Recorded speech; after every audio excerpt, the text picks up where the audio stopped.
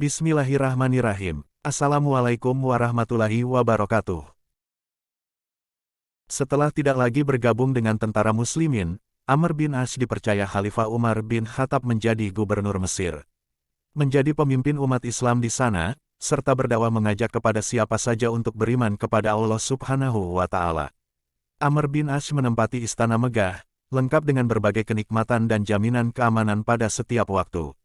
Namun kemegahan istananya itu bertolak belakang dengan gubuk kecil dan reyot yang berada tidak jauh dari depan istananya. Dalam buku kisah keadilan para pemimpin Islam tulisan Nasiruddin dikatakan, suatu ketika Amr berpikir untuk menggusur gubuk tersebut menggantinya dengan membangun sebuah masjid agung. Hal itu dimaksudkan supaya terjadi keseimbangan antara istana sebagai refleksi dari kehidupan dunia dan masjid sebagai upaya meraih kebahagiaan akhirat.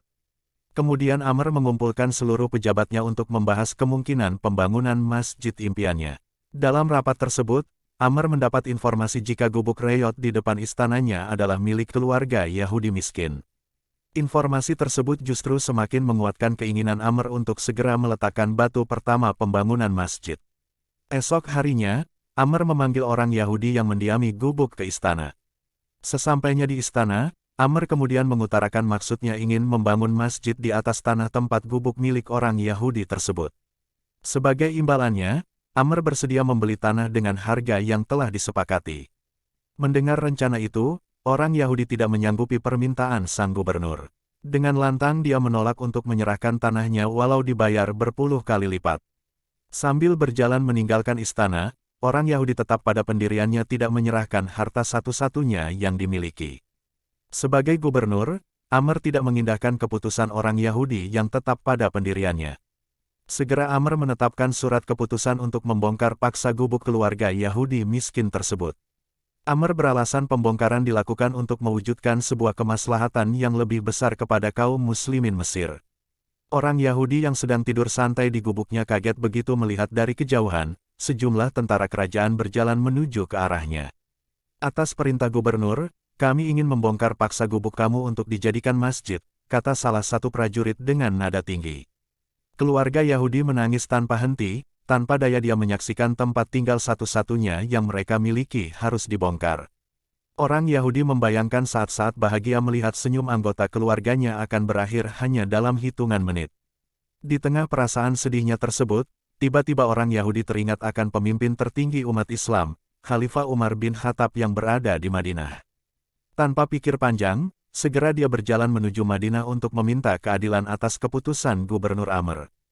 Namun dalam perjalanan, orang Yahudi berkecil hati ketika membayangkan sosok Umar bin Khattab. Dia pesimis, dirinya yang lusuh dengan pakaian compang-camping akan disambut setibanya di Madinah, terlebih keluhannya didengarkan oleh seorang tokoh besar muslimin.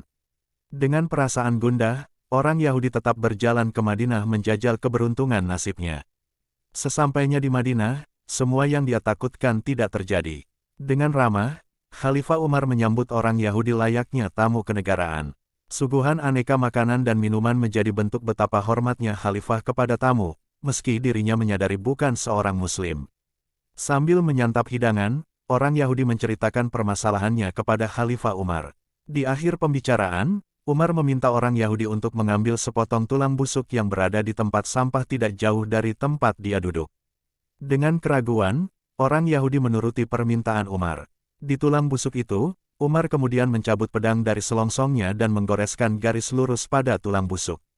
Bawalah tulang busuk ini baik-baik ke Mesir dan berikan kepada gubernurmu, Amr bin As, kata Umar sambil menyodorkan tulang busuk tersebut kepada orang Yahudi. Dengan perasaan bingung, orang Yahudi hanya menuruti permintaan Umar kemudian kembali ke Mesir. Setibanya di Mesir, segera dia menyerahkan tulang busuk itu ke Gubernur Amr.